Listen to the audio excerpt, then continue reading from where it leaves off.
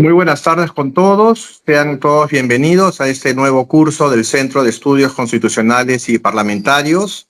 En esta ocasión le damos el pase a la jefa del centro, la doctora Marisol Espinosa, para la bienvenida a nuestro ponente de hoy día, el doctor Giovanni Forno.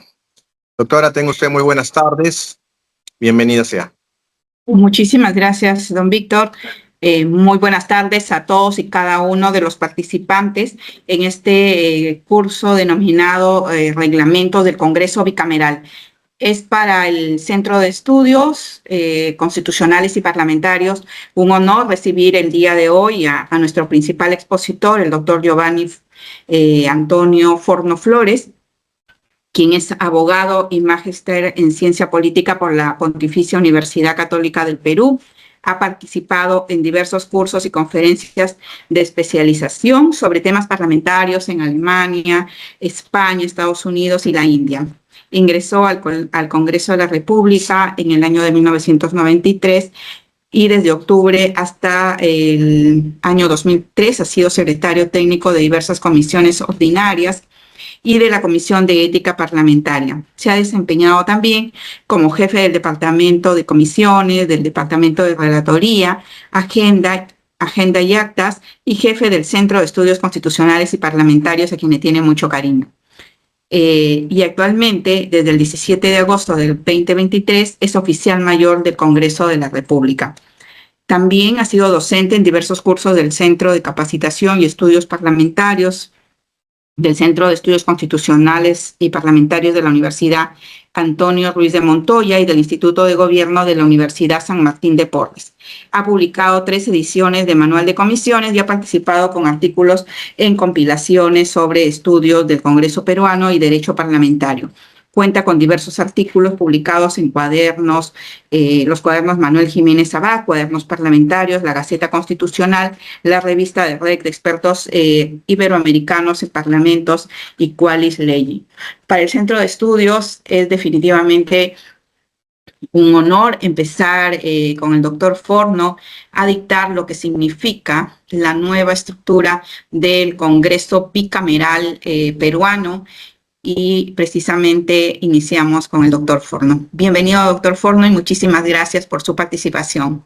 Muchas gracias, doctora Marisol Espinosa, jefa del Centro de Estudios Constitucionales y Parlamentarios, por la presentación y, por supuesto, por la invitación a participar en esta serie de eventos y de capacitaciones que inician el día de hoy para poder un poco ahondar progresivamente, y seguramente este va a ser el primero de muchos otros que vamos a tener, para, decía, ahondar en estos nuevos reglamentos que van a estar vigentes a partir del 28 de julio con la implementación del sistema bicameral en el Perú, nuevamente después de algunos años, más de 30 años de que no hemos tenido sino un sistema unicameral. Tanto el reglamento del Congreso de la República como el reglamento del Senado en la Cámara de Diputados de alguna manera siguen con mucha acuciosidad las directrices que se establecieron en la reforma constitucional para diseñar la doble cámara que vamos a tener a partir de julio. Si bien es cierto, el reglamento del Congreso de la República que tenemos ahora va a quedar de lado, muchos de las directrices y de los lineamientos que tiene han sido conservados en estos reglamentos, y por supuesto muchos otros se han modificado, se han adaptado a los nuevos sistemas de los procedimientos que vamos a tener a partir de 28 de julio, y que las funciones sobre todo de legislación y de control político se establecen algunas especialidades y especificaciones propias de este diseño constitucional bicameral. Por eso considero que es de suma importancia ir ahondando, ir conociendo nuestros nuevos reglamentos, sobre todo para quienes vamos a operarlos en el futuro próximo, muy próximo. Estamos a muy pocos meses de instalar el Congreso bicameral. Por eso saludo y felicito la iniciativa de la doctora Espinosa de hacer esta capacitación, este evento, para ir conociendo mejor los reglamentos, que seguramente se van a suceder en otros espacios y en otros momentos, porque resulta muy importante poder entrar a conocer con el mayor detalle posible nuestros nuevos reglamentos. Si está lista la presentación, por favor, para poder iniciar nuestra sesión del día de hoy. Está lista, doctor Forno. Muchísimas gracias, sí, la veo.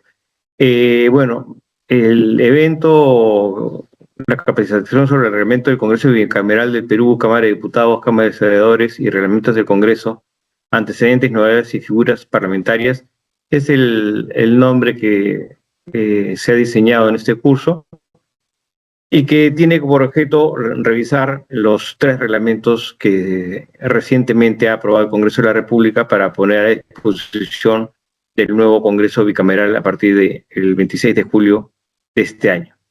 En este caso, y vamos a iniciar esta capacitación, en primer lugar, con una exposición sobre los principios y la estructura del Congreso bicameral. Es lo que vamos a tener hoy para poder ir conversando y ir ahondando en estos nuevos reglamentos. Para ello, en primer término, vamos a abordar el tema de los principios rectores del derecho parlamentario. Son varios principios los que inspiran nuestro reglamento, y muchos de ellos, evidentemente, se inspiran en nuestra Constitución. El primero de ellos es el principio de soberanía y autonomía.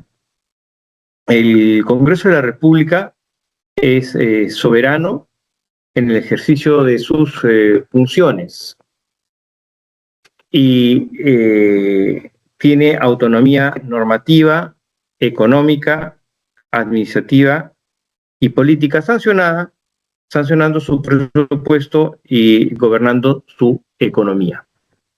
El hecho de que el Congreso sea soberano implica que ninguna otra autoridad puede ingresar a definir o a intervenir en el ejercicio de sus funciones. El Congreso tiene una serie de atribuciones que están establecidas en la Constitución, y estas son de carácter exclusiva y son excluyentes.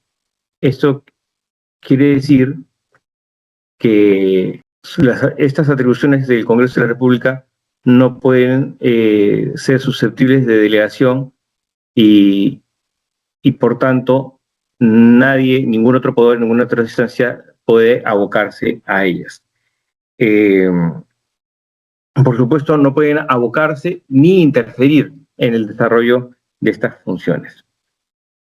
Es así que las materias que regula los reglamentos, el reglamento del Congreso, el reglamento del Senado, el reglamento de la Cámara de Diputados, no pueden ser tampoco ser objeto de regulación por fuente normativa distinta a ellas. Esto quiere decir que solamente los senadores y los diputados tienen la iniciativa respecto a la aprobación, la modificación o la agregación de sus disposiciones reglamentarias.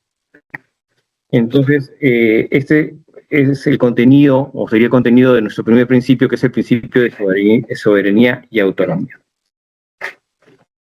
En segundo término, tenemos el principio de lealtad constitucional.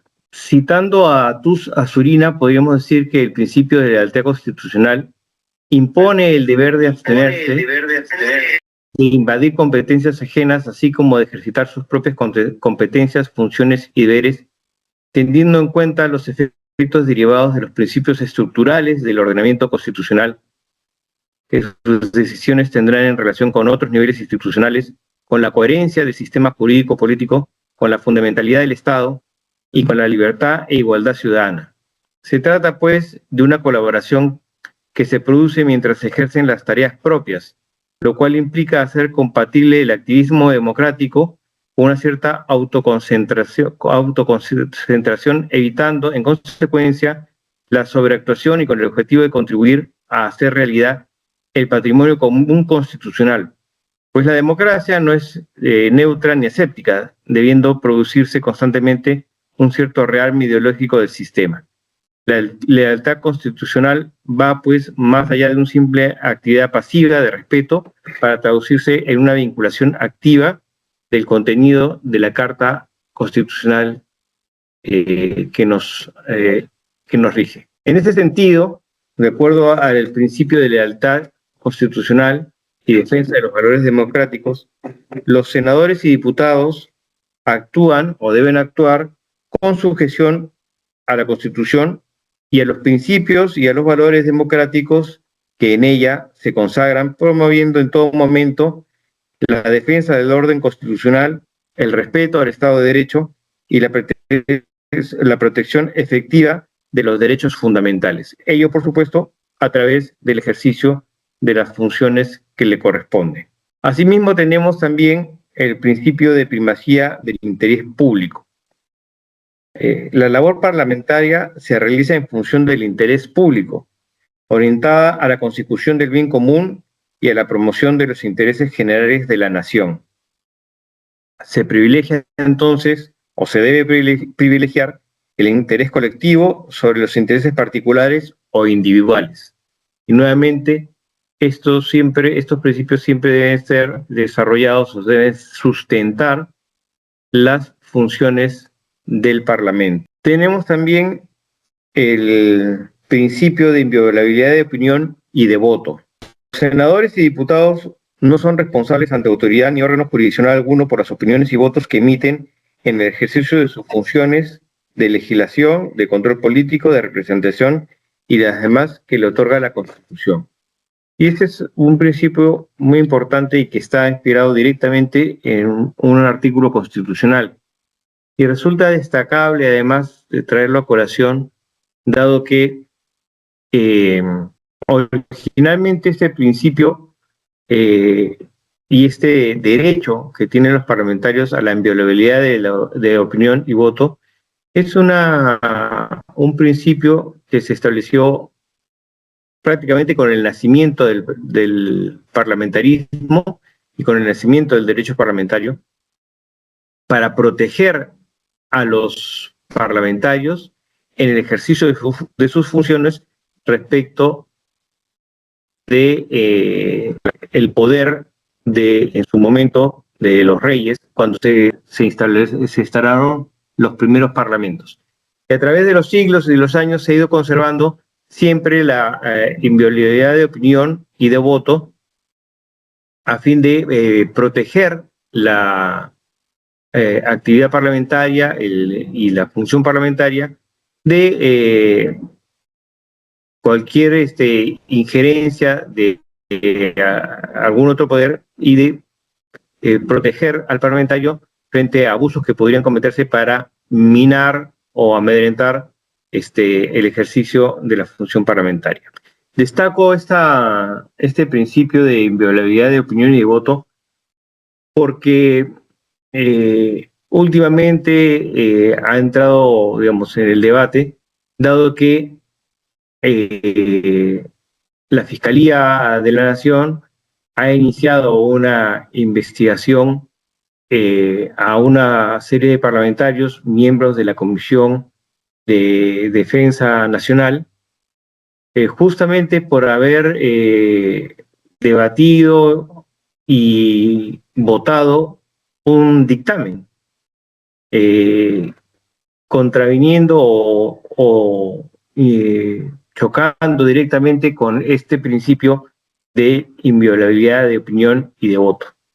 Resulta muy importante que vaya a suceder en este procedimiento porque se está poniendo, creo que por primera vez, por lo menos en nuestra historia parlamentaria, en entredicho la inviolabilidad de opinión y la inviolabilidad del voto del parlamentario. El hecho de que un grupo de congresistas, miembros de una comisión, hayan aprobado con su voto un dictamen que luego ha pasado al Pleno y se ha convertido en ley, es en realidad un problema fuerte para la institucionalidad parlamentaria. Tal vez no se está viendo ahora con la profundidad que merece, pero la consecuencia de esta investigación fiscal va a ser primordial y preponderante para el mantenimiento de este principio y para la defensa y el ejercicio correcto y cabal que deben hacer los parlamentarios de sus derechos, tanto de expresión o de opinión como el derecho al voto. Entonces vamos a seguir con atención este caso que se está viendo, porque como comento, por primera vez en la historia parlamentaria se está poniendo en entredicho este principio, que no es solamente un principio establecido en el reglamento del Congreso de la República, que nos rige actualmente, sino que también es un principio constitucional y que por supuesto también está replicado justamente por ello en los nuevos reglamentos del Congreso de la República. Si podemos ver la siguiente lámina, por favor, para continuar con la revisión de los principios que sustentan nuestros nuevos reglamentos. El siguiente principio que deberíamos revisar es el principio de representación política. En este caso, según este principio, tanto los senadores como los diputados, en el ejercicio de sus funciones, expresan, defienden y promueven las posiciones ideológicas, programáticas y partidarias que representan dentro del marco de respeto a la Constitución, a las leyes y a la ética parlamentaria. Es importante también este principio de representación porque probablemente la función de representación sea la función más importante del parlamentario. Las funciones de legislar y la función de fiscalización o de control político son funciones, son competencias parlamentarias en las que subyace el derecho de representación o la función de representación. El parlamentario, cuando inicia la actividad legislativa con la presentación de un proyecto de ley, ese proyecto de ley tiene por objeto solucionar un problema o está dirigido a un grupo determinado de personas, un sector de la economía, un sector social. Al hacer ello, el parlamentario está representando. El parlamentario toma un interés social, toma una preocupación de una comunidad, de un grupo de personas, y hace de ello, en representación de ellos, una iniciativa legislativa que busca solucionar un problema o dar alguna facilidad ¿no? enfocada en este grupo. Entonces, cuando legisla, el parlamentario está representando. Cuando hace control político, en cualquiera de las facultades constitucionales y reglamentarias de las que dispone para hacer este control al poder, también está representando, porque está velando por el interés del ciudadano. Al interponer una interpelación, por ejemplo, está buscando no solamente hacer efectiva una responsabilidad política, sino que está representando a un grupo de ciudadanos que pueden estar siendo perjudicados por una acción política de un ministro de Estado.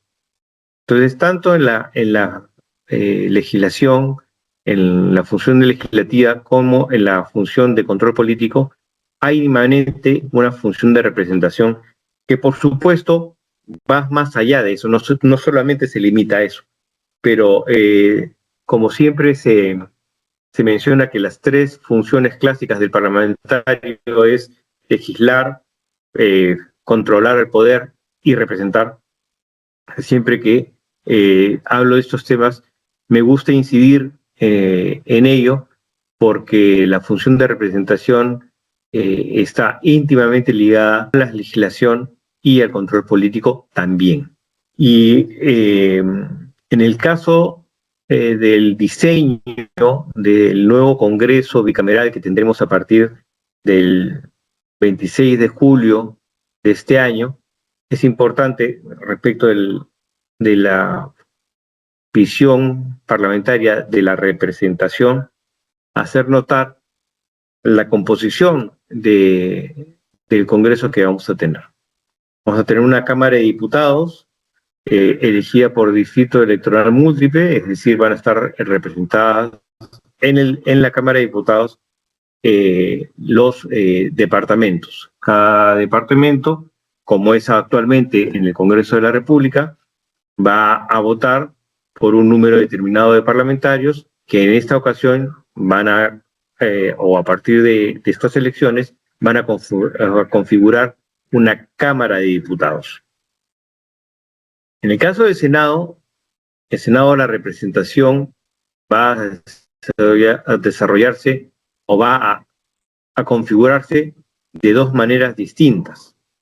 Porque un grupo de senadores, 30 de ellos, va a ser elegido por distrito único, es decir, van a ser representantes de todos los peruanos, digamos, todos los departamentos del Perú, todas las circunscripciones electorales van a votar por un grupo de 30 senadores.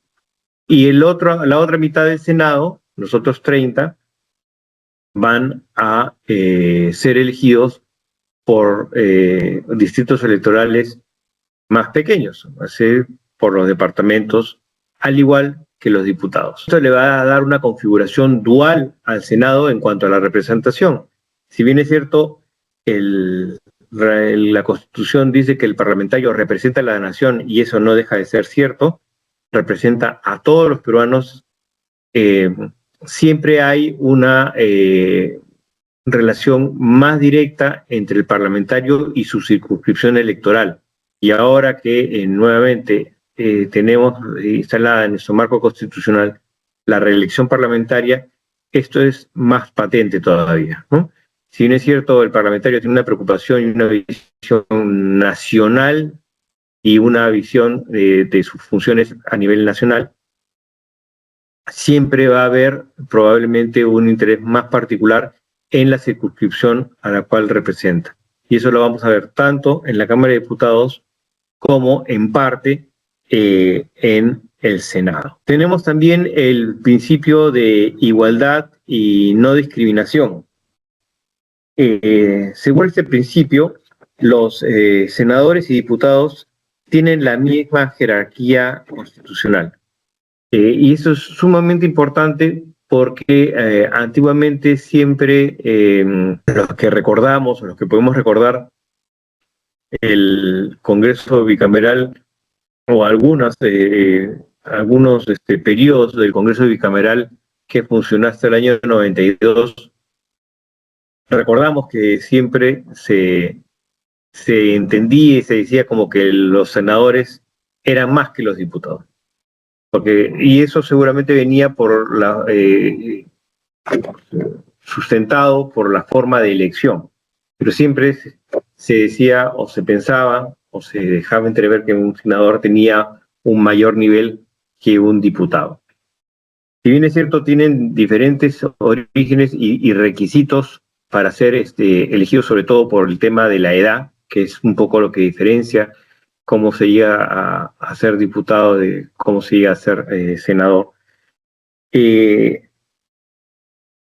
es importante, y por eso está establecido en nuestros reglamentos, este principio de igualdad y de no discriminación, en el sentido que, como mencionaba, ambos, senadores y diputados, tienen la misma jerarquía constitucional. Por supuesto, gozan de los mismos derechos y están sujetos a las mismas obligaciones o incompatibilidades en su elección, sin discriminación de ninguna clase, ¿no? Por tanto, debemos dar por entendido y dejado zanjado claramente que un senador no es más que un diputado, ni viceversa. Un diputado no es más que un senador. Son ambos representantes de la nación, que están diferenciados solamente en el alcance de las funciones que la Constitución y los reglamentos les han otorgado para el desarrollo de esa representación.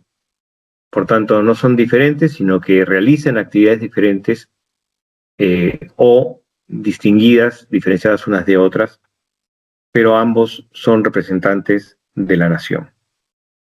Tenemos también el principio de transparencia y responsabilidad ética. De acuerdo a este principio, los procedimientos y las decisiones del Congreso y de sus cámaras, la de senadores y la de diputados, y de sus órganos parlamentarios, que puede ser la Junta de Portavoces, la Comisión Permanente, las comisiones ordinarias, entre otros.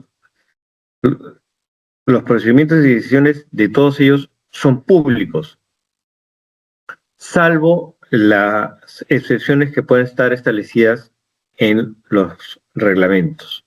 Es decir, este es el principio de transparencia, o también conocido como el principio de publicidad. Es decir, los actos parlamentarios son públicos. Por supuesto, en función del interés nacional, por ejemplo, en casos puntuales, por temas, por ejemplo, de soberanía o de defensa nacional, una sesión del Congreso o una sesión de la Cámara de Diputados o de la Cámara de Senadores puede ser reservada o secreta. Pero esas son excepciones, ¿no? Excepciones que hemos tenido también en el Congreso Unicameral, donde también ha primado el principio de publicidad, pero en ocasiones, por las excepciones que la Constitución y los reglamentos establecen, se han tenido sesiones que son reservadas o secretas. En virtud de este principio de transparencia y de responsabilidad ética, también los integrantes del Parlamento, diputados y senadores, deben actuar conforme a las normas constitucionales y reglamentarias, a la ética y al respeto a la investidura parlamentaria. Tenemos también el principio de respeto al debate y votación democrática. De acuerdo a este principio, los acuerdos parlamentarios son el resultado de un debate previo y de una votación democrática, orientando a la toma de decisiones que respondan al interés público y al bienestar general de la nación. Aquí sí quisiera hacer una pequeña disgregación, porque efectivamente la esencia del Parlamento es el debate. El debate implica la contraposición de ideas y la apertura para que cada parlamentario pueda expresarse y pueda expresar esas ideas y contribuir con ellas al debate y a la consecución del resultado final que se verifica a través de la votación. Sin embargo, sucede, oye, ha sucedido en algunas ocasiones en que sometida a discusión en el Pleno del Congreso, y eso probablemente pueda pasar en el Congreso, en el nuevo Congreso, tanto en la Cámara de Diputados como en la Cámara de Senadores, que nadie desea hacer uso de la palabra y un tema va al voto sin que haya un debate en el Pleno.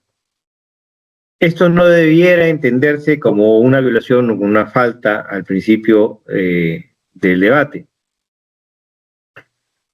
Y esto porque debemos entender que el debate en el Pleno es un debate que tiene como antecedente el previo debate que la materia ha tenido en la comisión.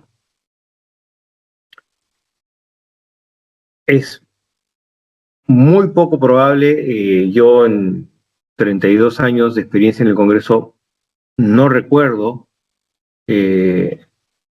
haber visto que un tema, que un dictamen, se apruebe en comisiones sin que haya habido debate. Un primer debate se da siempre en las comisiones. Y en las comisiones están representados, si no todos, la mayoría de los grupos parlamentarios. Por eso es que en algunas ocasiones los temas han estado tan concertados y tan bien debatidos en la comisión que cuando éste llega al Pleno no se requiere del debate. Pero debemos tener en cuenta que es una decisión de los propios parlamentarios de no debatir. Y eso también es legítimo. Lo que no sería legítimo es que se ponga cortapisas al debate, es decir, que se imponga, entre comillas, el no debate, ¿no? Eso sí sería una afectación al principio de respeto al debate y la votación democrática. Ahora, estos casos evidentemente son excepcionales porque son poco frecuentes, porque generalmente la puesta en agenda del Pleno de una materia suscita muy generalmente un debate. A veces los debates son cortos porque el tema no requiere mucho más, a veces son muy extensos, en muchas ocasiones se requieren de cuartos intermedios o incluso retorno a comisión para mayor debate. Y eso es lo que nos asegura el principio de respeto al debate. Ahora, también es importante en ese extremo, y de acuerdo a la experiencia que hemos ido teniendo, es el tema de los tiempos en el debate. Algunos debates son muy cortos, algunos debates son muy largos. Generalmente no se están poniendo tiempo para los debates, pero esto es algo que la práctica del nuevo Congreso bicameral, tanto en la Cámara de Senadores como en la Cámara de Diputados, van a tener que ir explorando de cómo manejar sus tiempos. Muchas veces se ponen a debates temas con tiempo y ese tiempo es rápidamente consumido y se requiere más tiempo, a veces sobra tiempo y las bancadas no usan todo el tiempo que tienen asignado. Entonces, el tiempo del debate sí es importante para asegurar el mismo debate. Y por supuesto, las votaciones, la votación democrática supone el libre ejercicio del voto. Y aquí también, si bien esto es un principio, también choca a veces con algunas realidades, que es la disciplina de que en ocasiones los grupos parlamentarios buscan imponer en sus afiliados.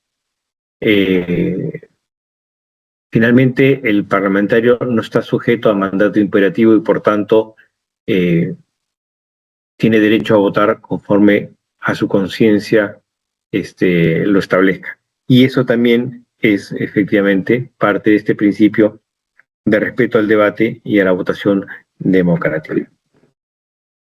Podemos dar vista a la siguiente lámina, por favor. Para continuar con los principios rectores del derecho parlamentario, tenemos también el principio de pluralismo y proporcionalidad. En la conformación de los órganos parlamentarios se debe procurar la participación proporcional y plural de los grupos parlamentarios representados en el Congreso o en cada una de sus cámaras, la de diputados o la de senadores. Aquí tenemos dos temas, que uno es la proporcionalidad y otro es la pluralidad. Siempre se puede ser plural, pero no necesariamente proporcional. Y este principio lo que dice es que hay que procurar la proporcionalidad y la pluralidad. La pluralidad la vamos a tener siempre que haya más de uno, más de dos, pero la proporcionalidad no siempre se puede obtener. Y no siempre se puede obtener porque, por ejemplo, en las comisiones investigadoras hay un número mínimo de integrantes. Y cuando hay muchos grupos parlamentarios, como es el caso actual, que tenemos 12, no siempre puede haber proporcionalidad, pero sí hay pluralidad. Siempre debemos tratar de procurar que haya proporcionalidad, pero lo que nunca puede dejar de haber es la pluralidad. El siguiente principio es el principio de inviolabilidad de los recintos e instalaciones parlamentarias. Los recintos e instalaciones parlamentarias son inviolables. Esto quiere decir que ninguna autoridad ni fuerza pública puede ingresar a ellas sin autorización previa expresa del presidente del Congreso o del presidente de la respectiva Cámara. Y es un tema muy importante porque tiene que ver con la integridad y con la inviolabilidad del parlamentario. También tenemos el principio de calidad parlamentaria. Y según este principio, la actuación parlamentaria se rige por este principio específicamente en el procedimiento legislativo, en el ejercicio de control político y en la labor de representación.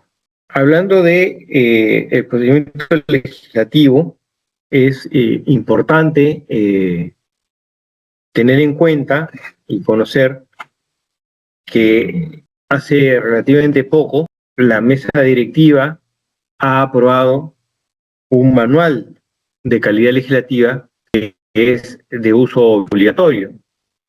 Es un manual que se está difundiendo en las comisiones para poder... Retomamos entonces, les decía que, y hablando del principio de calidad normativa, como consecuencia de un trabajo importante que vino haciendo durante muchos meses la Oficina de Calidad Legislativa del Congreso de la República, hace relativamente poco la mesa directiva aprobó un manual de calidad legislativa que se está difundiendo, se ha hecho una publicación, muchos de ustedes espero ya la conocen, han tenido la oportunidad de revisarla. Y sí sería importante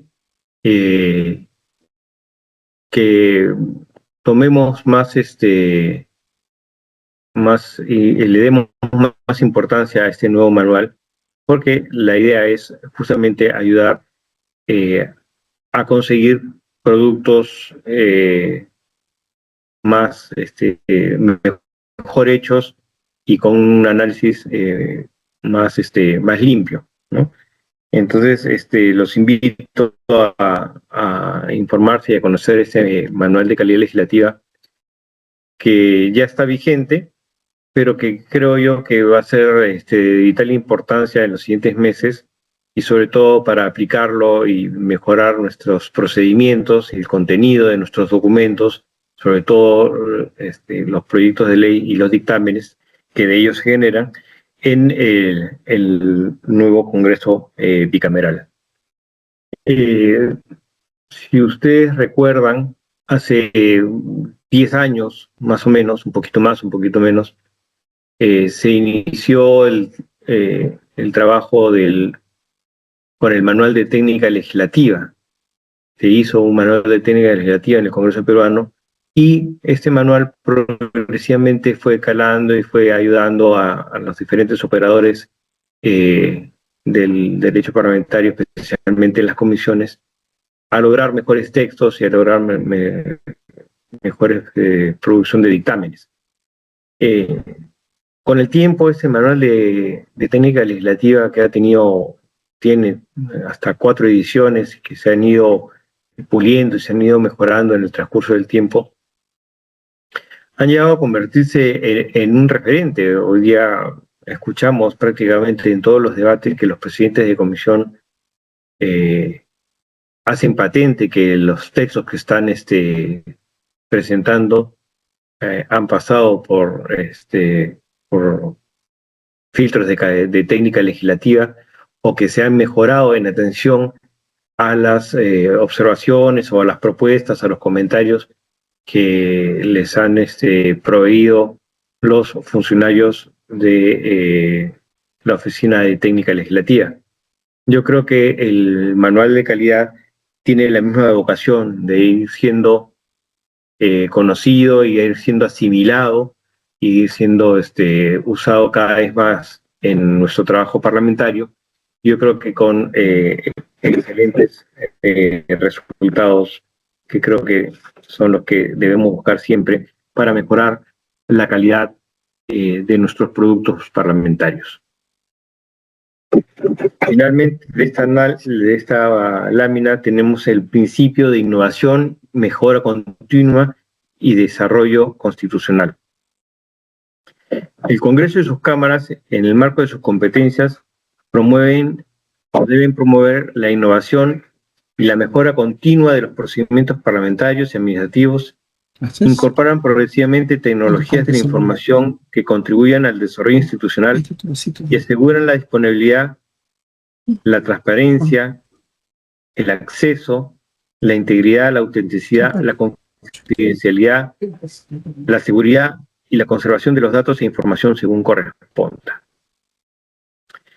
Y a propósito de este principio de innovación, mejora continua y desarrollo constitucional, quisiera hacer si me permiten, una digregación respecto a las tecnologías de la información y a la tecnología que se está implementando para poder mejorar nuestros procesos y nuestras capacidades parlamentarias.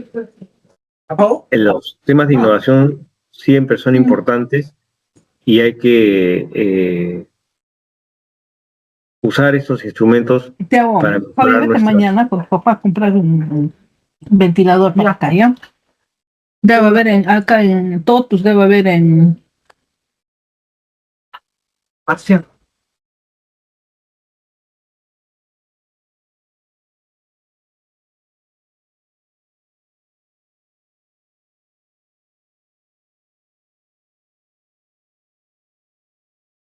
Disculpe, doctor, ya está. No se le escucha, doctor. Doctor, su micrófono.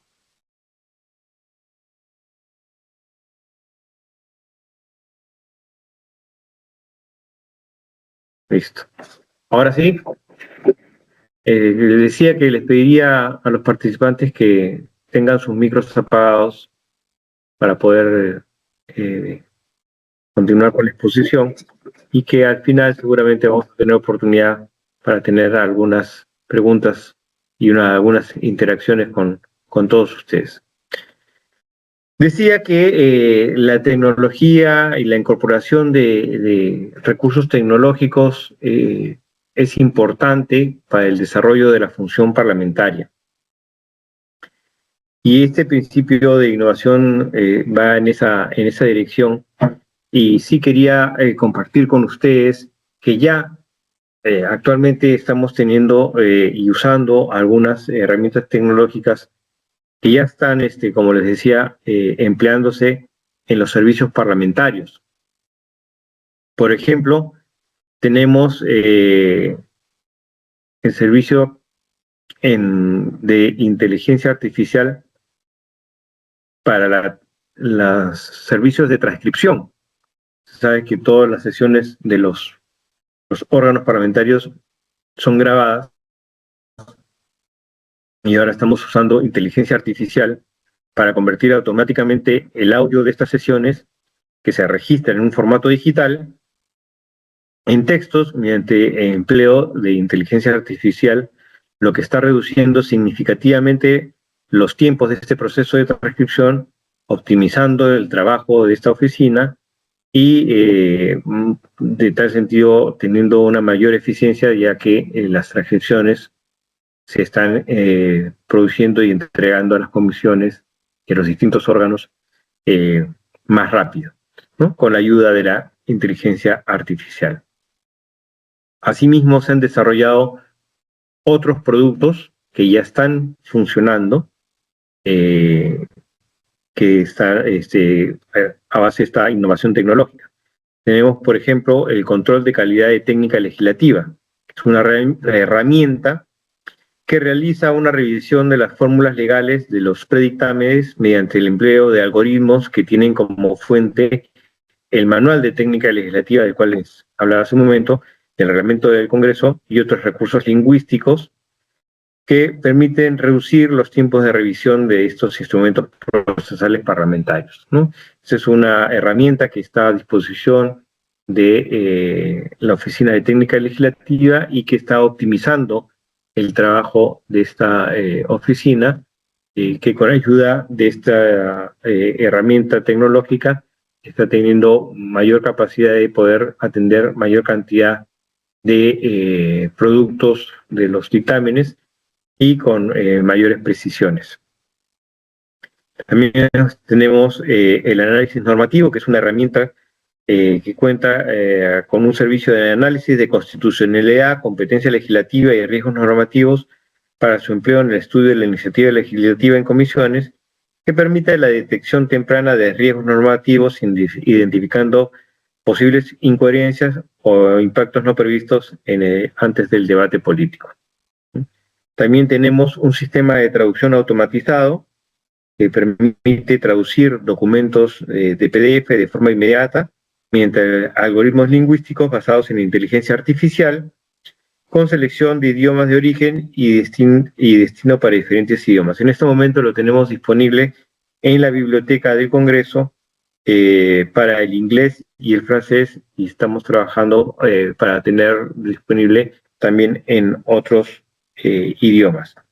De tal manera que se permita agilizar el acceso a la información en otros idiomas y optimizar la productividad del servicio parlamentario.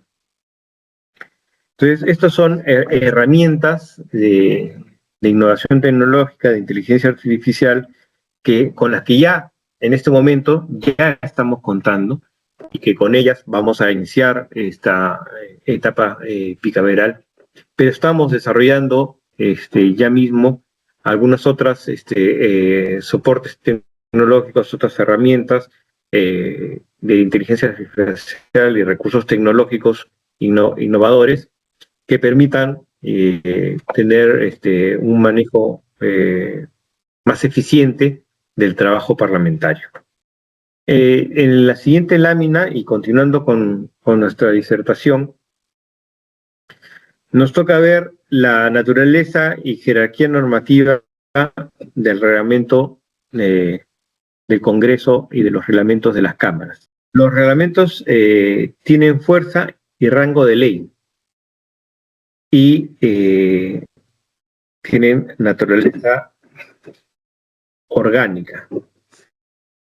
Se aplica a los integrantes del Congreso, evidentemente, y a todos sus órganos parlamentarios. Es de observancia obligatoria, pero no solamente para los senadores, los diputados y los órganos parlamentarios, sino también para los órganos administrativos del Congreso y también para autoridades y funcionarios de la administración pública en general, para personas naturales y jurídicas, y todos aquellos que puedan tener que intervenir en el funcionamiento del Congreso de la República, de la Cámara de Diputados, del Senado y de los órganos parlamentarios que contienen. Los reglamentos parlamentarios son un medio instrumental, constituyen un conjunto de normas que regulan los aspectos internos del colegiado, pero son mucho más que eso.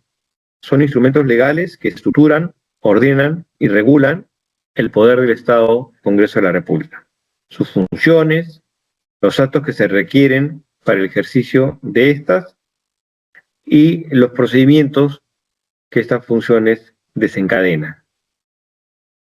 El reglamento parlamentario regula el funcionamiento interno de la Asamblea, pero a pesar de ello, o justamente por ello, resulta siendo más que una norma interna, debido a que sus procedimientos y las decisiones que se constituyen sobre la base de estos influyen, afectan o determinan no solamente a los integrantes del Congreso.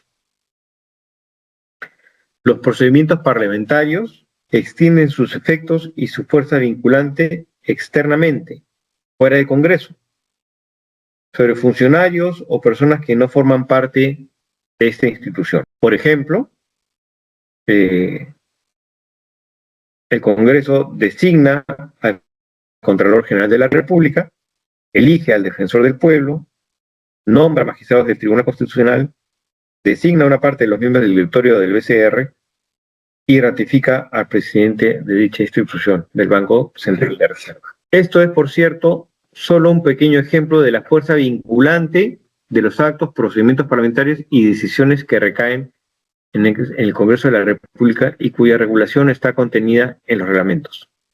No son, pues, los reglamentos del Congreso solamente un conjunto de normas estatutarias o disposiciones de carácter interno. Ciertamente que muchas de ellas pueden serlo, pero no solamente tienen estas disposiciones de carácter interno, porque regula el procedimiento que se debe seguir para la presentación en el Congreso de los ministros de Estado en diferentes circunstancias. Regula determinadas obligaciones que deben cumplir diferentes instancias del Estado y no solo del Poder Ejecutivo en el procedimiento parlamentario que supone la sustentación, por ejemplo, el análisis, elaboración, debate y aprobación de la ley anual del presupuesto. Porque regula, por ejemplo, también el procedimiento correspondiente que corresponde a la obligatoria comparecencia de cualquier ciudadano, funcionario público o no, que es convocado a una comisión investigadora, las consecuencias del cumplimiento de tal obligación y las prerrogativas a las que puede acceder estas instancias congresales para el cumplimiento de sus funciones, como puede ser el levantamiento de la reserva tributaria o del secreto bancario. Por lo tanto, resulta más que evidente que el reglamento parlamentario, los reglamentos parlamentarios son una verdadera norma legal, que es además una norma de desarrollo directo del propio texto constitucional, cuyos efectos principales recaen en los parlamentarios, pero que va más allá de ellos, como hemos señalado, incluso llegando, en el caso de las comisiones investigadoras, al ciudadano común y corriente, al ciudadano de pie, que puede ser convocado a declarar en una investigación parlamentaria y que, por tanto, está obligado a acudir a este llamado, y si no lo hiciese, puede ser conducido por la fuerza pública, por la Policía Nacional, para que se presente ante la comisión investigadora y de su manifestación. ¿Podemos pasar a la siguiente lámina, por favor? El Congreso de la República está conformado, como hemos señalado, por un Senado y por una Cámara de Diputados. La estructura orgánica del Congreso de la República es la siguiente. Tenemos en primera instancia el Congreso de la República, que es la máxima asamblea deliberativa y que está integrada por todos y cada uno de los 60 senadores y de los 130 diputados que han sido incorporados o que van a ser incorporados en esta primera edición del Congreso Bicameral el 26 de julio de este año. Como parte de esta estructura también está la presidencia del Congreso de la República. La presidencia del Congreso recae de manera alternada sobre los presidentes de cada Cámara. El primer periodo anual de sesiones del periodo legislativo, el presidente del Senado va a presidir el Congreso. Pero una vez que se instale el nuevo Congreso, su primer presidente va a ser quien sea elegido presidente del Senado por un año, por el periodo anual de sesiones. Y a partir de entonces se va a intercalar año a año la presidencia del Congreso entre el presidente del Senado, que va a ser el primero, y el presidente de la Cámara de Diputados. Un año va a ser presidente del Congreso el presidente del Senado, al año siguiente el presidente de la Cámara de Diputados, al año siguiente nuevamente el presidente del Senado y así sucesivamente. En caso de que el presidente del Congreso, conforme a lo establece la Constitución y por sucesión constitucional, deba asumir las funciones del presidente de la República, eso implica que tiene licencia de pleno derecho y también implica que el presidente de la Cámara, de la otra Cámara, va a asumir la presidencia del Congreso. Esto quiere decir que si al presidente del Senado, en su calidad de presidente del Congreso, le toca asumir la presidencia de la República, quien asuma la presidencia del Congreso por ese tiempo será el presidente de la Cámara de Diputados. En caso que el presidente de la República disuelva el Congreso en aplicación del artículo 134 de la Constitución, queda en funciones el Senado. Es decir, el Senado es indisoluble y es quien representa al Poder Legislativo durante ese interregno.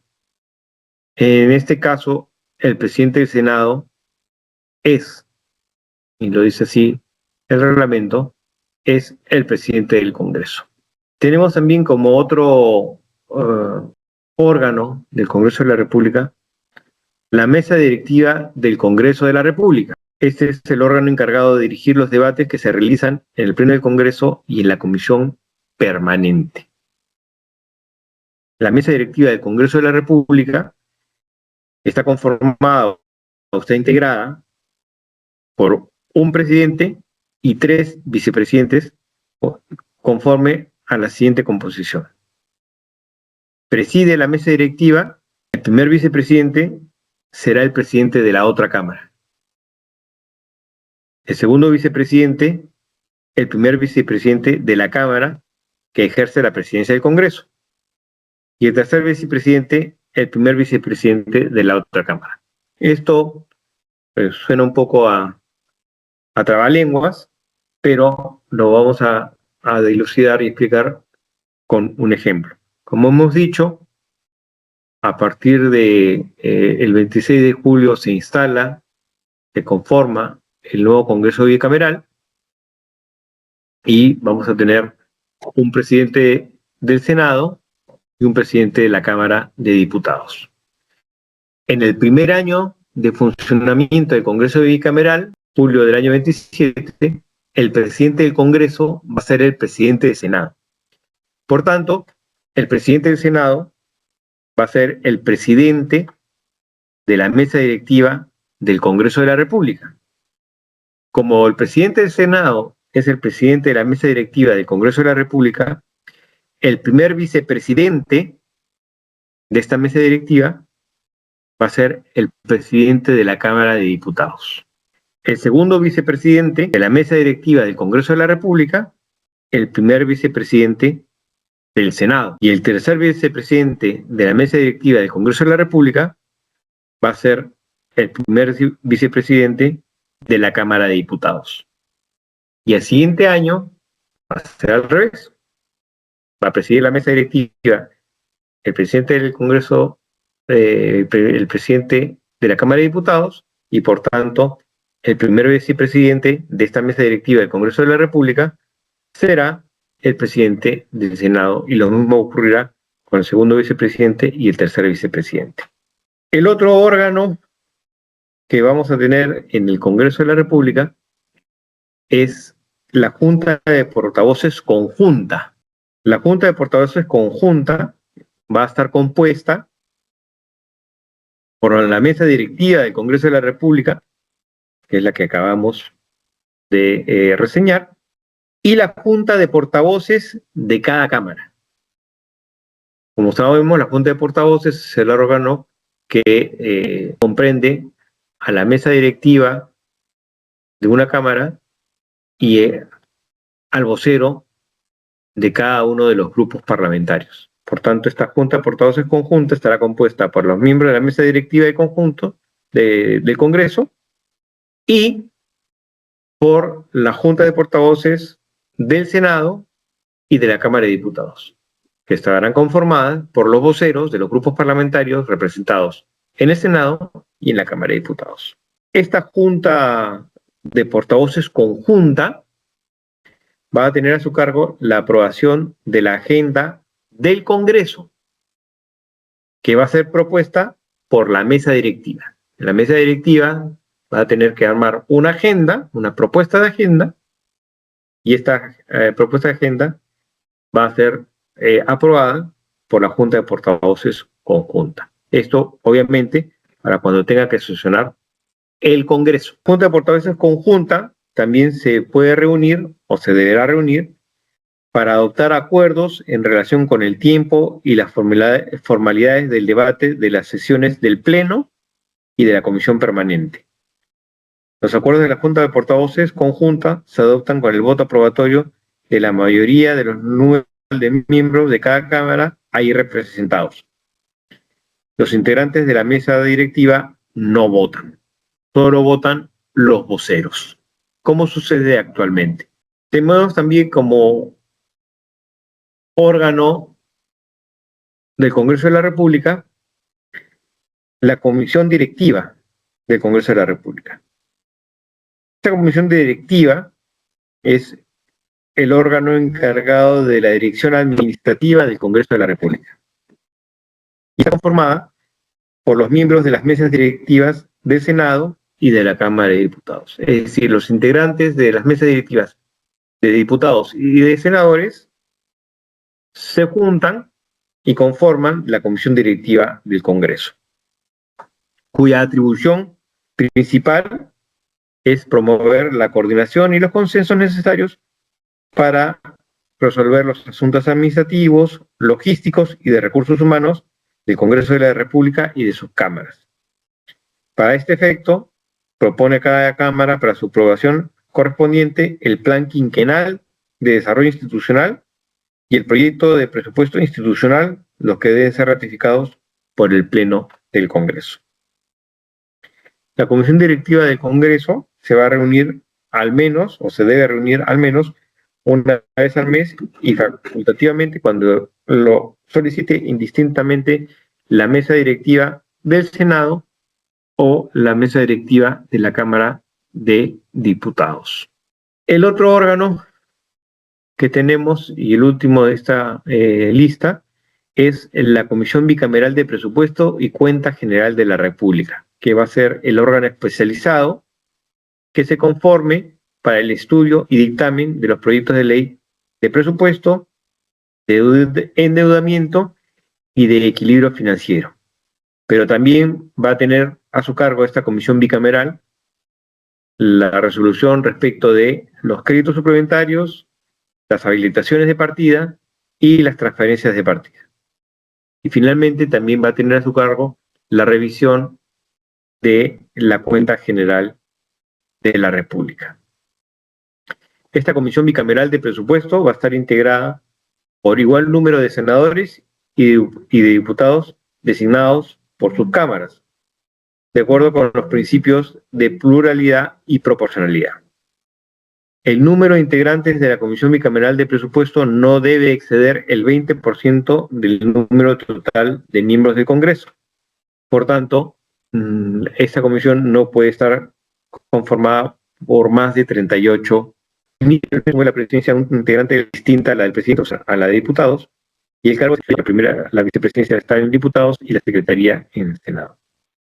La comisión bicameral se debe instalar a más tardar dentro de los 15 días hábiles posteriores a la instalación del primer periodo ordinario de sesiones, y la elección de su mesa directiva se realiza en la misma sesión de instalación o, como mucho, dentro de los 5 días hábiles posteriores. En la siguiente lámina, por favor, vamos a ver las funciones comunes a ambas cámaras. Ambas cámaras van a tener la función en diferentes niveles, que eso ya lo veremos probablemente con más detalle en siguientes sesiones. Ambas cámaras van a tener funciones para la dación de las leyes y de resoluciones legislativas, así como para interpretar, modificar o delegar las existentes de acuerdo a los preceptos establecidos en los reglamentos del Congreso y en el reglamento de cada Cámara. La resolución y de las leyes, y disponer lo conveniente para hacer efectiva la responsabilidad de quienes infrinjan estas normas. Ambas cámaras tienen la función de aprobar el presupuesto y la cuenta general de la República. Hemos visto y hemos adelantado cómo va a funcionar la comisión bicameral, y también, conforme a lo que establece la Constitución, ambas cámaras van a tener la función de autorizar empréstitos. En la siguiente lámina, por favor. Funciones también de ambas cámaras: ejercer el derecho de amnistía, aprobar las leyes de demarcación territorial que proponga el Poder Ejecutivo conforme al proceso legislativo ordinario, aprobar o modificar el reglamento del Congreso. Cada cámara, y eso sí será una función exclusiva, cada cámara tendrá la facultad de modificar su propio reglamento. Y finalmente, como siempre, el cajón desastre, ejercer las demás atribuciones que le señala la Constitución y las que le son propias de la función legislativa. Esto es, en principio, lo que quería compartir con ustedes respecto a los principios y estructuras del nuevo Congreso bicameral. Yo quiero dejar ahí por hoy esta sesión en lo que respecta a la disertación, pero por supuesto con el mayor gusto y con el apoyo del personal del Centro de Estudios, ya no a responder, o intentarlo al menos, intentar responder las preguntas que tengan ustedes a bien formular en esta instancia. Tenemos unos 20 minutos, 30 minutos para ello. Vamos a tratar de no utilizar más de este tiempo, porque la sesión está programada hasta las 8, así que hay que tratar de respetar los horarios. Quedo a su disposición si hay alguna consulta que desean formular. Con el mayor gusto voy a poder responderla inmediatamente. Sí, por favor, me ayudan la gente del centro para poder... Doctor, ¿sí? la doctora Oblitas Cabrera levantó la mano. En segundo lugar está la señorita Marisela Fernández. Vamos a hacer lo siguiente. Vamos a escuchar estas dos primeras preguntas y después voy a dar una respuesta global a cada una de ellas. Entonces, primero escucharemos a Mayra y después a Marisela. Adelante, por favor. Bien, doctor. Primero, agradecer al Centro de Estudios por este curso que nos está impartiendo, que para nosotros, el trabajador del servicio parlamentario, básicamente es muy importante. Felicito, doctor, su disertación. Quería hacer una consulta respecto a lo que usted ha compartido con nosotros, y si bien es cierto, nos ha comentado las oficinas que se han venido creando o que ya están instauradas como calidad legislativa, que ha sacado un manual, y ya también están utilizando en tema de transcripciones la IA. viendo lo que usted ha desarrollado en la parte de la composición de ahora del nuevo Congreso con la bicameralidad, observamos pues todos que hay una comisión bicameral de presupuesto y me nace la consulta si de repente han evaluado o están evaluando la posibilidad de crear una oficina de presupuesto público en razón de todas las funciones que, bueno, que siempre ha tenido la Comisión de Presupuesto, pero ahora pensando ya más allá de la bicameralidad, tanto senadores y diputados, de repente sería importante crear una oficina de presupuesto público que ayude, ¿no? No política, que sea solamente técnica, que ayude justamente a ambas cámaras en una asesoría especializada para poder verificar el gasto que hace el Ejecutivo y también ver el presupuesto a futuro que podría aprobarse dentro de cada partida, ¿no? Entonces, eso es mi consulta básicamente, si han visto por conveniente conformar o está dentro de repente de algunas posibilidades de crear una oficina de presupuesto público que permita apoyar con análisis técnico y jurídico a esta Comisión Bicameral de Presupuesto.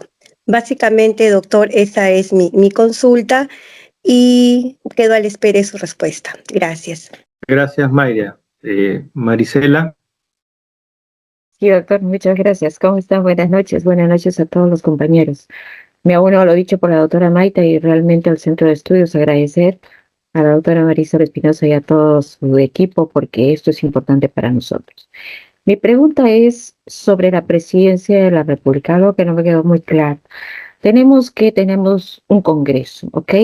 Y este Congreso lo va a presidir el presidente de turno, sea el del Senado o el del diputado, según le corresponda. Básicamente la pregunta es si en el caso que se diera la necesidad de que un presidente del Parlamento ocupe la presidencia de la República, ¿es el presidente de turno del Congreso o siempre va a ser un senador? Esa es mi duda. Gracias. Ok, muchas gracias, Marisela. Hay otras preguntas que están pendientes. Veo algunas otras manos que están levantadas y siempre con el apoyo técnico del personal de CEP. Vamos a ir viendo quiénes son los que están formulando preguntas, pero vamos a responder primero estas dos preguntas y luego continuaremos con algunas otras que se puedan ir formulando. Respecto de la oficina o una posible posibilidad de presupuesto público, Mayra, este es un tema que se viene evaluando hace muchísimos años. Y esta evaluación la continuamos realizando. De hecho, en su momento, la creación del DIP, del Departamento de Investigación Parlamentaria, bueno, y sus antecedentes, antes de nombrarse DIP, del Departamento de Investigación Parlamentaria, ha tenido otros nombres desde que por primera vez se estableció esta oficina, si no me falla la memoria, alrededor de la época de la presidencia del congresista Henry Pease. Ha habido una preocupación efectivamente por cómo puede haber un mejor manejo de la información vinculada al presupuesto público por parte del Congreso, que en la evaluación del presupuesto siempre depende de la información que le provea el Poder Ejecutivo y no maneja información propia. Estamos revisando las oficinas que tenemos y las funciones que desarrollan estas oficinas, y sí es parte de esta evaluación darle una mayor potencialidad al tema presupuestario,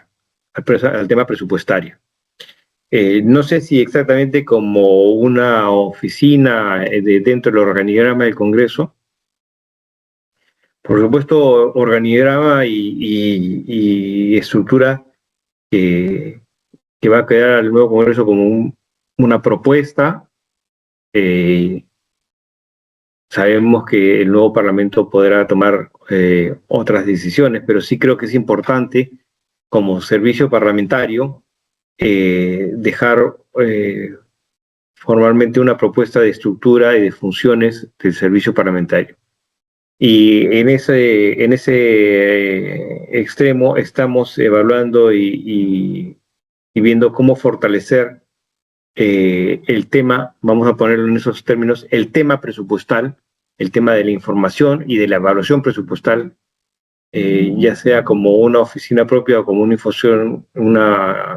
función preponderante que deba tener alguna oficina de nuestra estructura parlamentaria. Respecto de la pregunta que nos hace Marisela,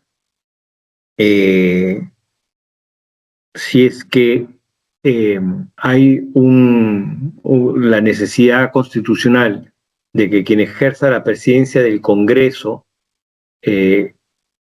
ocupe o se encargue de la presidencia de la República, si siempre va a ser un senador. La respuesta es no. La respuesta es que quien cumpla esa función o quien deba asumir esa encargatura es quien presida el Congreso en el momento que se produce la circunstancia constitucional. Si se produce el vacío constitucional, por la razón que fuese, en la presidencia de la República y no habiendo vicepresidentes disponibles, tenga que ocupar el cargo el presidente del Congreso, lo hará, valga la redundancia, quien preside el Congreso en ese momento, que puede ser el presidente del Senado o puede ser el presidente de la Cámara de Diputados. Es decir, si eso pasase en el primer año, que esperemos no suceda, y el primer año el presidente del Congreso va a ser el presidente del Senado, quien se encargue de la presidencia de la República va a ser el presidente del Senado. Pero si esa circunstancia constitucional sucede cuando preside el Congreso de la República el presidente de la Cámara de Diputados, pues será el presidente de la Cámara de Diputados que en su calidad de presidente del Congreso asuma la presidencia de la República. En ambos casos, lo importante es señalar que quien asuma ese cargo va a dejar vacante el cargo de presidente del Congreso y eso lo va a ocupar el presidente de la otra Cámara. Por tanto, si es el presidente del Congreso el que asuma, el presidente del Senado, que como presidente del Congreso asuma la encargatura de la presidencia de la República, automáticamente quien va a presidir el Congreso es el presidente de la Cámara de Diputados. Espero con eso haber absolvido la duda de Marisela. Y tenemos más preguntas, Delia, doctor. por favor. El señor, ¿cómo se llama? Un ratito, Víctor Hugo Vegas dice, buenas noches. Yo entendía que la Cámara de Senadores no tenía la función de aprobar leyes. ¿Es correcto esto? Y la señorita Natalia Jiménez responde, ambas cámaras tienen la misma facultad de dación de leyes. Después hay otra pregunta. Es todo eso. Y la señorita Ivonne G. ha levantado la mano y María Estela Samamé también levantó la mano.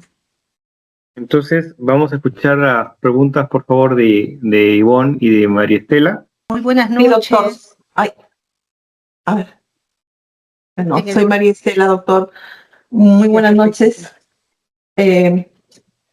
Un poco mi pregunta va sobre todo relacionado al quórum de las sesiones conjuntas de la Cámara de Diputados y del Senado. ¿Cómo se va a contabilizar el quórum, doctor? ¿De manera separada por cámara o de forma conjunta? ¿Aló? ¿Me escucha? Sí, perfecto, gracias. Sí, he escuchado la pregunta y por favor, María Estela. Sí. ¿Tu pregunta? Sí, doctor. Relacionado al quórum para las sesiones conjuntas, ¿cómo se va a computar en las sesiones conjuntas de la Cámara de Diputados y el Senado? ¿De manera separada, por cámara o de forma conjunta? Para empezar por la última pregunta, que entiendo que la pregunta de Ivonne y de María Estela es básicamente la misma. ¿Así? Es decir, cómo se conforma el quórum de las sesiones del Congreso, Correcto. ¿no? Así es. Entonces, lo que señala el artículo 50 del reglamento del Congreso, perdón, 57 del reglamento del Congreso, es que para efectos del cómputo del quórum se debe tener en cuenta los siguientes conceptos: número legal de senadores, total de senadores electos; número legal de diputados, total de diputados electos; número hábil de senadores o diputados, el número legal de senadores o de diputados, menos el número de senadores o diputados que se encuentren con licencia aprobada por la mesa directiva de cada Cámara, los que se encuentren suspendidos y los no incorporados. El quórum para la realización de la sesión del Pleno del Congreso es la mitad más uno del número hábil de senadores y la mitad más uno del número hábil de diputados que conforman este órgano parlamentario. Es decir, para que haya quórum, tiene que haber la mitad más uno del número hábil de senadores y la mitad más uno del número hábil de diputados. Si en alguno de estos segmentos, tanto en diputados como en senadores, no existiese este número, entonces no habría quórum. Para que haya quórum, tiene que haber, entre comillas, el quórum de cada Cámara. Respecto de la pregunta de Víctor Hugo, que entiendo ha sido formulada en el chat, efectivamente, la función legislativa principalmente se inicia en la Cámara de Diputados y continúa en la Cámara de Senadores, ¿no? Va a haber algunas iniciativas en alguna función legislativa en el Senado, por supuesto, como la autorización, por ejemplo, la autorización del presidente de la República para salir del país, que se genera solamente en el Senado. No sé si tenemos más consultas. Sí, doctor. Acá en el chat el señor Franklin Sánchez dice: ¿cuál será el procedimiento para desaforar a un parlamentario, sea senador o diputado? Muchas gracias, Franklin, por la pregunta. Vamos a tener una sesión especial para el tema de control, para el tema de control político, donde estos temas se van a ver en extenso, así que yo te pediría que esperemos a esta sesión, que va a ser conducida, entiendo, por el doctor José Carlos Chirino, que es un experto en la materia, para que él pueda desarrollar estos temas y no adelantarnos, y les agradecería que las preguntas se circunscriban a los temas de la conferencia de hoy día. ¿Tenemos alguna otra pregunta? Sí, doctor. El señor Pepe Guamán levantó la mano y la señorita Ivonne G. también levantó la mano.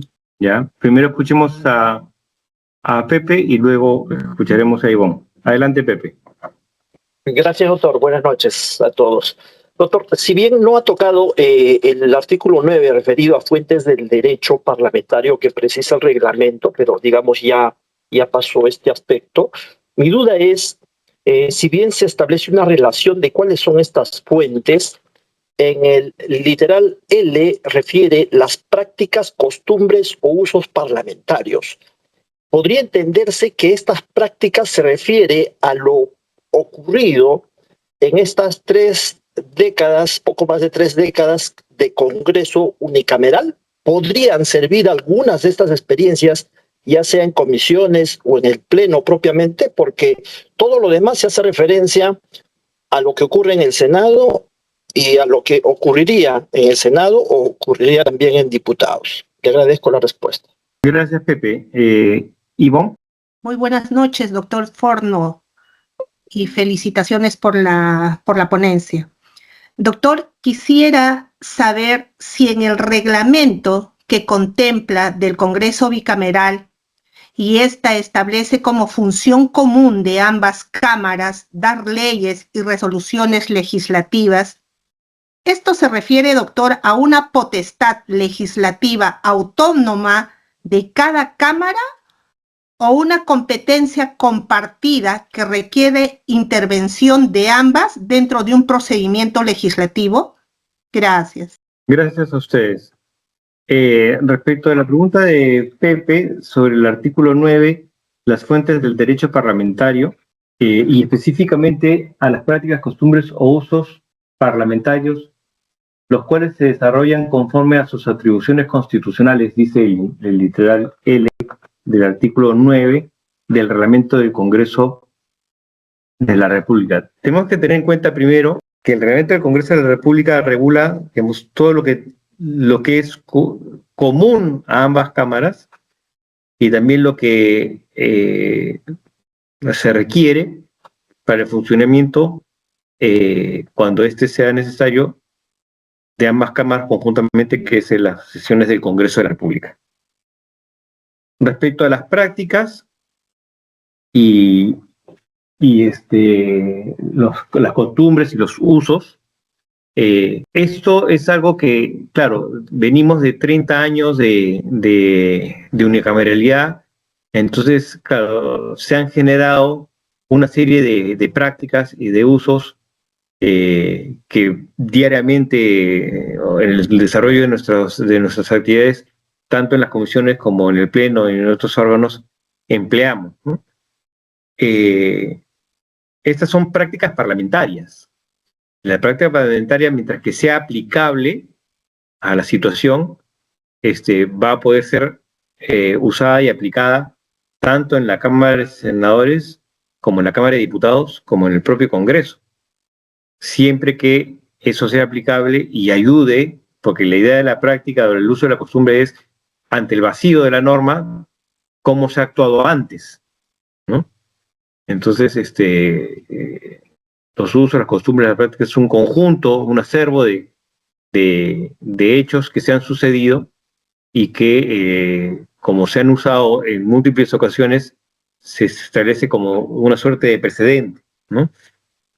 Entonces, y probablemente se vayan formando nuevas prácticas, nuevos usos, y que en los primeros años del Congreso de la República, en sus actividades como la Cámara de Diputados o el Senado, haga uso de las prácticas parlamentarias del Congreso unicameral en lo que le puedan aplicar, pero también se van a ir formando en ambas cámaras y en el Congreso prácticas, costumbres o usos propios que ante el vacío de las normas que siempre vamos a encontrar en el ejercicio y en el desarrollo de nuestras actividades, vamos a requerir y vamos a poder ir verificando en el transcurso del tiempo estas prácticas nuevas que se van a ir implementando.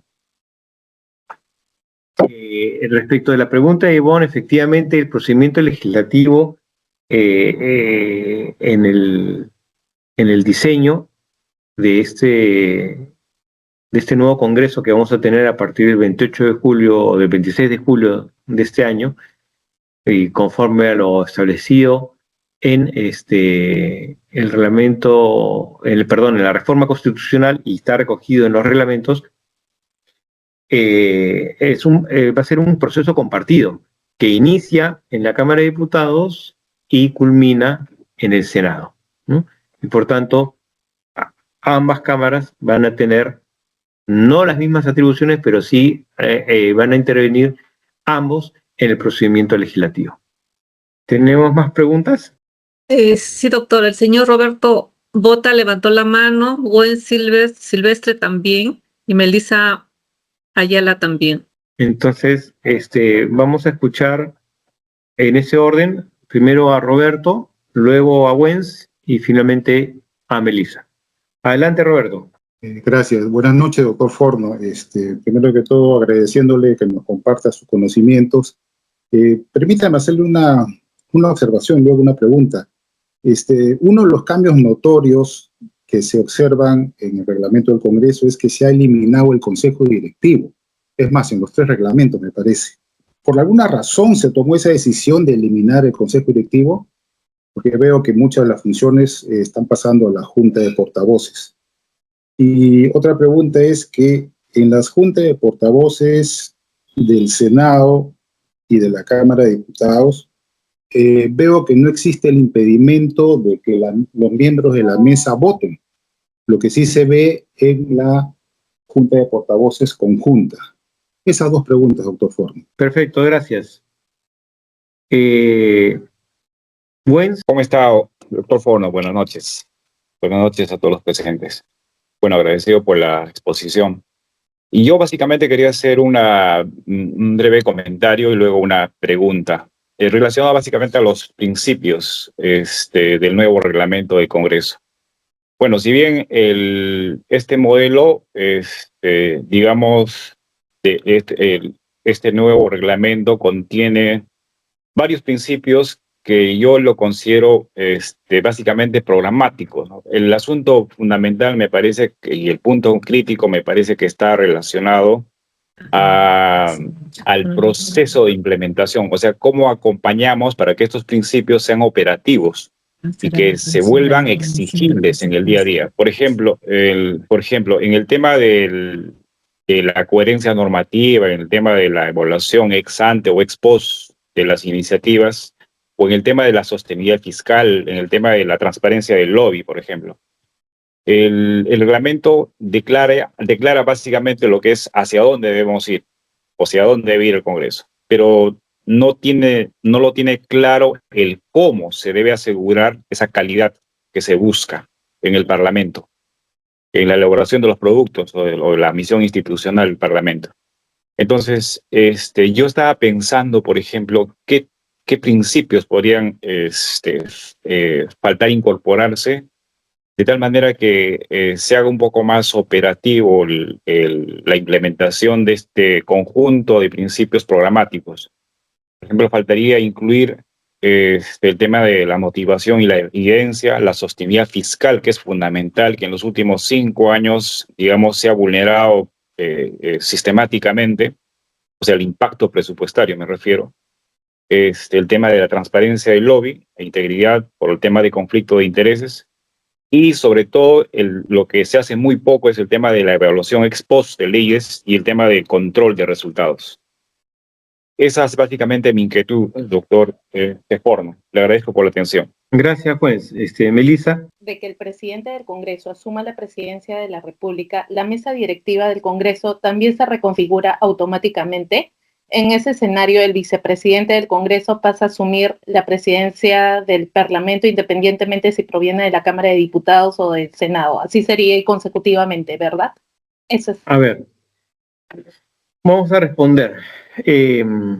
Primero a Roberto respecto de la eliminación del Consejo Directivo y que la mayoría de sus funciones han sido transferidas a la Junta de Portavoces y básicamente el porqué de la desaparición del Consejo Directivo.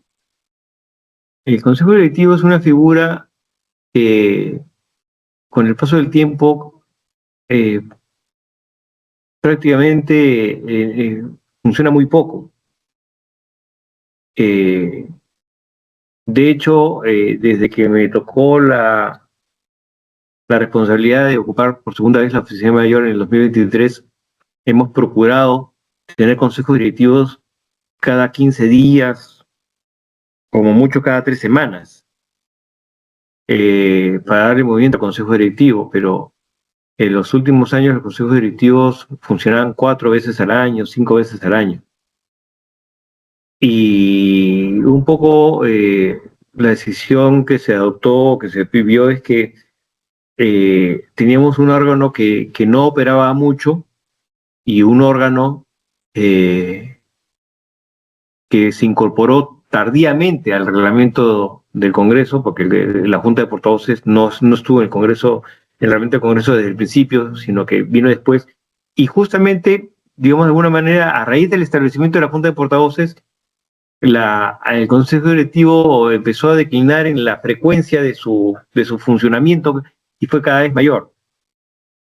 Entonces, pero se creyó por conveniente que teniendo un órgano menos y distribuyendo esas facultades en otros órganos, iba a ser más dinámica la ejecución de esas responsabilidades y dejar de tener un órgano que en la práctica viene funcionando muy poco, ¿no? Entonces ha sido, digamos, una evaluación retrospectiva de cómo mejorar, y en función de eso se tomó la decisión de proponer su desaparición y trasladar sus responsabilidades a otros órganos, y esa propuesta, bueno, tuvo acogida en el debate de la Comisión de Constitución y en el del Pleno, ¿no?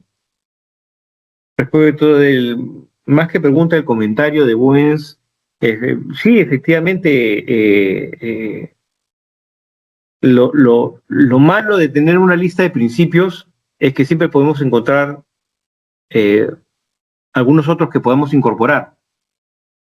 Lo bueno de tener un artículo con principios es que siempre es bueno por lo menos tener algunos de ellos bien establecidos.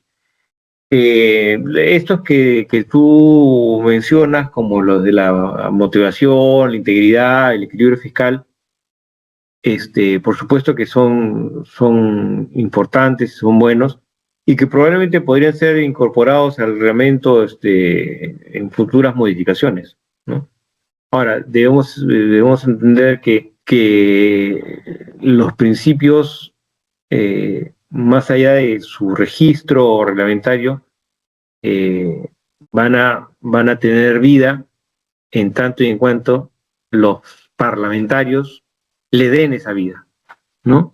Y por tanto, la preocupación, por ejemplo, por el equilibrio fiscal va a depender de la actitud y la responsabilidad que tengan los parlamentarios. Y por tanto, más allá de la incorporación o no incorporación de esto como principio, va a ser importante la actitud del parlamentario o del conjunto frente a temas sensibles como este, ¿no? Pero sí coincido en que podrían incorporarse algunos otros principios al reglamento del Congreso. Y finalmente, respecto de la pregunta de Melissa, estamos acostumbrados a una Cámara y por eso creo que nos resulta un poco complicado entender cómo dos presidencias o tres presidencias van a funcionar simultáneamente y cómo se van a resolver los vacíos. Entonces, por eso creo que siempre debemos apelar a no hablar en abstracto, sino a ejemplificar y luego extrapolar. Si el presidente del Congreso es el presidente de la Cámara de Diputados, se requiere por sucesión constitucional que el presidente del Congreso asuma la presidencia de la República. Entonces, el presidente del Senado, porque está siendo presidente del Congreso en ese momento, va a ocupar la presidencia de la República como encargado.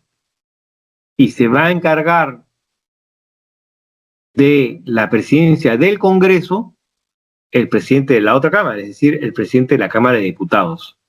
Y el primer vicepresidente del Senado estará a cargo de la presidencia del Senado. Si la sucesión constitucional se requiere cuando el presidente del Congreso sea el presidente de la Cámara de Diputados, entonces quien preside el Congreso a partir de entonces va a ser el presidente del Senado. Y quien presida la Cámara de Diputados va a ser, como encargado, el primer vicepresidente de la Cámara de Diputados. Entonces, espero con este ejemplo haber resuelto la consulta de Melissa. Son las 8 en punto.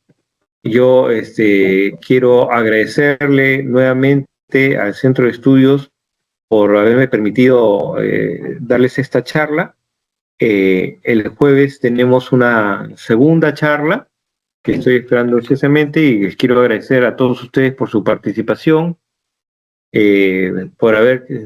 Tenemos 208 conectados a estas alturas, empezamos con 221, así que ha habido una buena fidelidad al transcurso de la charla, se les agradezco mucho y también les agradezco a todos los que han formulado preguntas y espero haber absuelto sus dudas de la mejor manera. Entonces, les agradezco la participación. Muy buenas noches a todos y cada uno de ustedes. Nuevamente, muchas gracias. Y vamos a continuar el jueves a las 6 de la tarde. Vamos a procurar ser puntuales para también tener un espacio interesante como este para poder, luego de la charla, tener una interacción entre nosotros. Así que muchísimas gracias al centro y muchísimas gracias a ustedes. Hasta el día jueves.